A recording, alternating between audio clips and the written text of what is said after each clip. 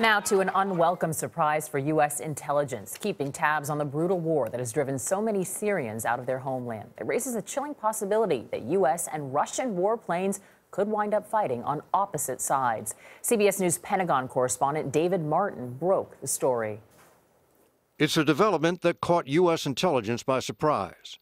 Russia has set up an air traffic control tower and modular housing units for hundreds of personnel at an airfield near Syria's Mediterranean port of Latakia. At the same time, Russia has requested the necessary overflight rights to fly military cargo aircraft into the airfield. Some U.S. intelligence analysts believe Russia is preparing to insert combat aircraft into Syria, presumably to conduct strikes against rebel forces threatening its longtime ally, the regime of Bashar al-Assad. One U.S. official said Russian military intervention in Syria would be a game changer, among other things raising the possibility of run-ins with U.S. warplanes conducting airstrikes against ISIS in Syria. In what sounds like echoes from the Cold War, Russia and NATO are in a latter-day response-counter-response cycle of military escalation. In response to rising tensions with the West, Vladimir Putin last week announced he's adding 40 intercontinental ballistic missiles to Russia's arsenal. It has already increased flights of its nuclear-capable bombers. What's behind Russia's nuclear posturing?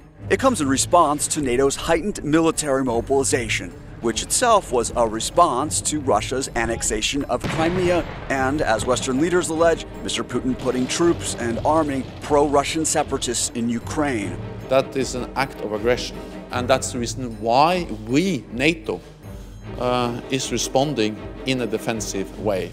The U.S., hoping to deter a Russian offensive into former Eastern Bloc countries, is moving more military equipment near the Russian border with NATO states. How much equipment? 250 tanks, Bradley fighting vehicles, artillery pieces, and self-propelled howitzers. Enough equipment to outfit roughly 5,000 troops. It'll be used in exercises by U.S. troops that are rotating through Eastern Europe with much greater frequency than they used to. NATO is also beefing up a new spearhead force to 40,000 troops.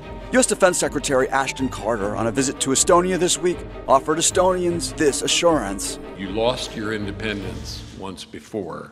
With NATO, you will never lose it again. What's Russia's response to NATO's buildup? Russia's complaining that these actions, which include the development of a European missile defense system, are provocative.